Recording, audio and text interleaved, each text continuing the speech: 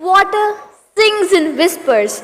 Air speaks through movement. But fire does not whisper, fire roars. In the beginning, when the world was cloaked with stillness, a spark dared to rise, defiant, wild, alive.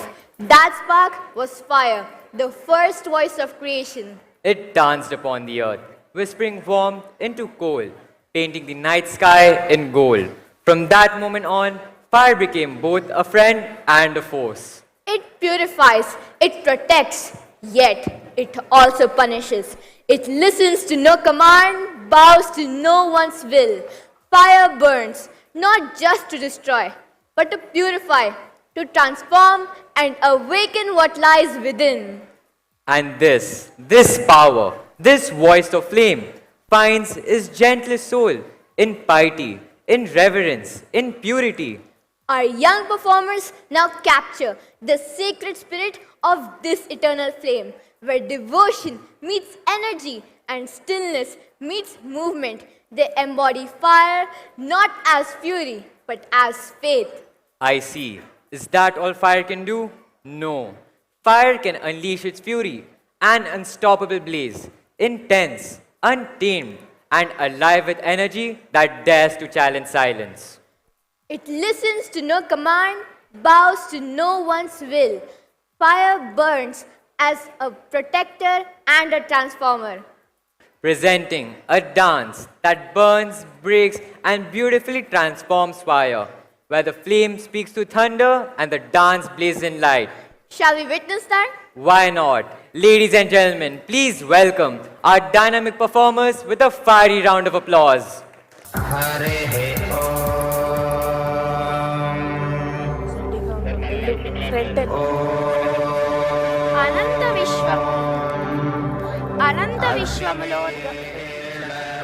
అనంత విశ్వములో దాగిన ఎన్నో రహస్యాలను అన్వేషిస్తూ ఛేదిస్తూ తన మనుగడను ఉనికిని నిలుపుకుంటూ ప్రయాణము సాగిస్తున్న మానవుడి దృశ్య అదృశ్యముగా ఉన్న పంచభూతాలను దైవముగా భావిస్తూ లౌకిక అలౌకిక పురోగతిని సాధించాడు. పంచభూతాల ఆరాధన నిత్యకృత్యంగా మలచుకున్నాడు. ప్రకృతి శక్తులు లేనిది మానవుడి మనుగడన లేదు. ప్రకృతి అంటేనే దైవం, దానికి అక్షర రూపం నమ శివాయ. అదే ప్రణవముతో కూడిన పంచాక్షరి మంత్రం ఓం నమ శివాయ. నా భూమి తత్వం, మా నీటి తత్వం, షి అగ్నితత్వం, వా గాలి తత్వం. అగ్ని మిలే పురోహితం అన్న ఉపనిషద్ వాక్యాన్ని స్మరిస్తూ సి బీజాక్షరములో ఉన్న అగ్నితత్వము దాని దైవత్వము. ఆదిమ కాలం నుండి అగ్నిని దైవముగా ఎలా భావిస్తున్నామో ఆరాధిస్తున్నామో దర్శిద్దాము.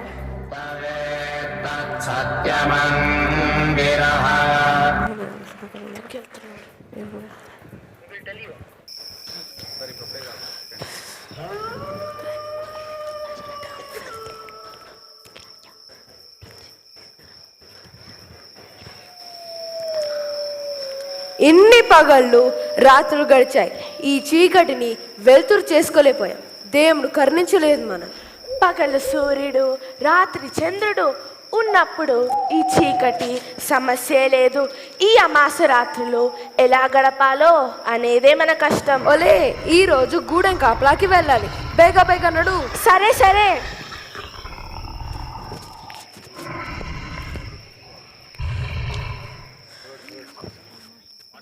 చీకటి మళ్ళీ వచ్చింది.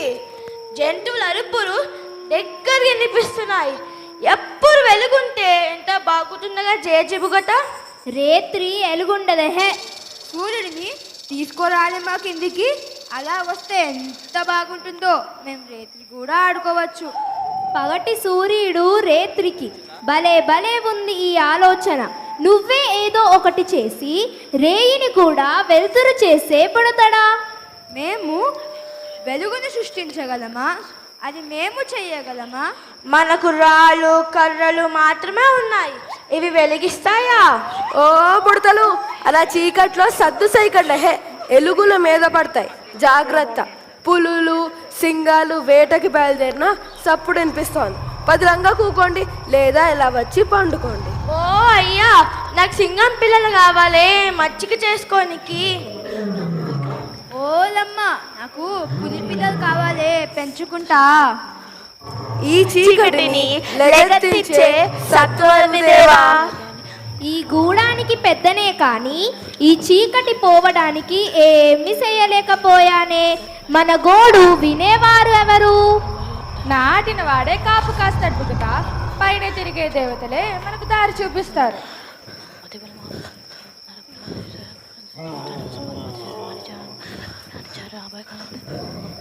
ఇంగ్లం దేవా, ఇంగ్లం దేవా, ఇంగ్లం దేవా, ఇంగ్లం దేవా, ఇంగ్లం దేవా, ఇంగళం దేవా. ఈ ఇంగళం మన చీకటినే తరిమేస్తుంది. ఇక జంతువులు దగ్గరికి రాలేవు. మనం భయపడవలసిన అవసరమే లేదు. అసతో మా సద్గమయ, తమసో మా జ్యోతిర్గమయ, మృత్యోర్మా అమృతం గమయ. అసతో మా సద్గమయ, తమసో మా జ్యోతిర్గమయ, మృత్యోర్మా అమృతం గమయ. అసతో మా సద్గమయ, తమసో మా జ్యోతిర్గమయ, మృత్యోర్మా అమృతం గమయ.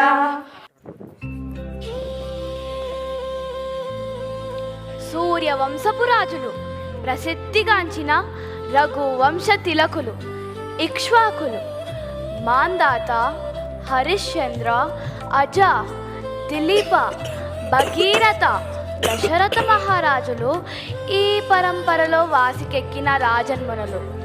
రామో విగ్రహవాన్ ధర్మ, సత్యధర్మ పరాక్రమ అని శత్రువు నోటి నుంచి పొగడ్పడిన శ్రీరాముడు దశరథుడికి కుమారుడు. అయోధ్య నగరాన్ని పరిపాలిస్తున్న మహారాజు దశరథుడు. ఈయనకు కౌసల్య, సుమిత్ర, కైకే అని 3 భార్యలు. వీరికి చాలా కాలం వరకు సంతానం కలగలేదు. అయోధ్య నగరంలో దశరథ మహారాజు మందిరంలో శ్రీరామ జననానికి అంకురార్పణ జరుగుతుంది. రండి చూద్దాం. అపుత్రస్య గతిర్నాస్తి అనేది పెద్దలు చెప్పిన మాట. నాతోనే రఘువంశం ఆగిపోవలసినదేనా? నాటి ముని శాపానికి కూడా నేను నోచుకోలేదు. గురువర్య, నాకు సంతానము కలిగించే వ్రతమో విధానమో తెలియచేయండి. పుత్ర కామేష్టి యాగము మీ కామ్యములను తీర్చగలదు రాజా. యాగం వలన సంతానము? దీనికి అధిదేవత ఎవరు? యజ్ఞం చేయించే ఋత్వికులు ఎవరు? జాత వేదసే అని అగ్ని రూపంలో ఉన్న విష్ణువు దీనికి అధిదేవత. ఉగ్రుడు, ఈశానుడు, వాహకుడు, పావకుడు అని పిలువబడుతూ సకల దేవతా రూపాలుగా పిలువబడే అగ్ని ఆరాధన. తేజస్వి భూయాసం ఓం యత్తే అగ్నే వర్చస్తేనాహం వర్చస్వి భూయాసం అని వేదములలో చెప్పబడిన మాటలే మనకు సాక్షి. ఋత్వికుల శిఖామణి ఋష్యశృంగుడు ఈ యాగమును చేయించడానికి సర్వసమర్థుడు. ఋష్యశృంగ మహర్షి ఆధ్వర్యంలో మీ అనుజ్ఞ మేరకు ఈ యాగము చేస్తాను.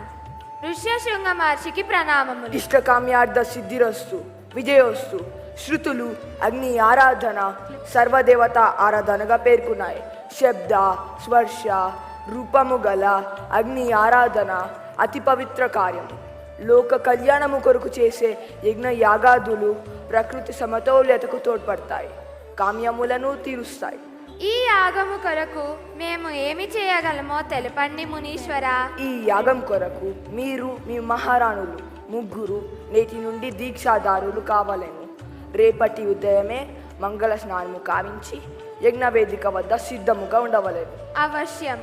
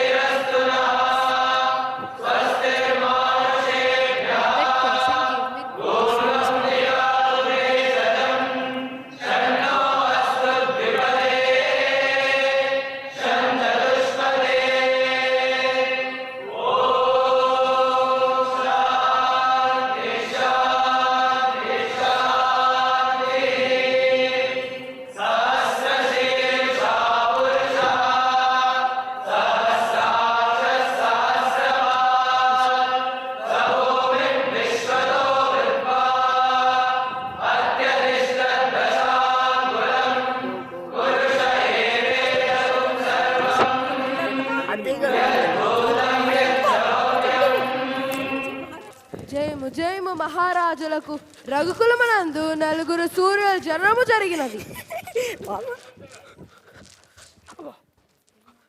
మంత్రులారా, ఈ శుభ సమయంలో బుధులకు, విప్రులకు, పండితులకు ధన కనక వస్తు వాహనాదులు ఇచ్చి సత్కరించండి. రామ, లక్ష్మణ, భరత, శత్రుఘ్నులు అనే పేర్లతో మీ వంశకీర్తిని పెంచుతారు. వందనములు బ్రహ్మ ఋషులకు. మీ రాక వలన మా అయోధ్యాపురం పావనము అయినది. మహారాజకు మా ఆశీస్సులు. లోక కళ్యాణం కోరుతూ సిద్ధాశ్రమంలో యాగం ప్రారంభించాం. ఆ యాగానికి రావణ ప్రేరితులైన మారీచ సుబాహులు విఘాతం కలిగిస్తున్నారు. మేము ఏమి చేయగలమో సెలవివ్వండి, తక్షణం మేము నెరవేర్చగలము. మీ కుమారులు రామలక్ష్మణులను నాతో పంపవలను. ఇదే మా కోరిక. నా పిల్లలు ఇంకా బాలకులు, అందున రావణ ప్రేరితులైన మారీచ సుబాహులతో వారికి యుద్ధం మరీ కఠినం. ఇచ్చిన మాట నిలుపుకొని నిచో నేను నిష్క్రమిస్తాను. మహారాజా, విశ్వామిత్ర మహర్షి అస్త్ర శస్త్ర ధనుర్విద్యా నిపుణులు, మీదు మిక్కిలి గాయత్రి మంత్ర ద్రష్ట. వారి మాటలు మన్నించి మీ కుమారులను వారి వెంట పంపండి. వారికి శుభము కలుగుతుంది.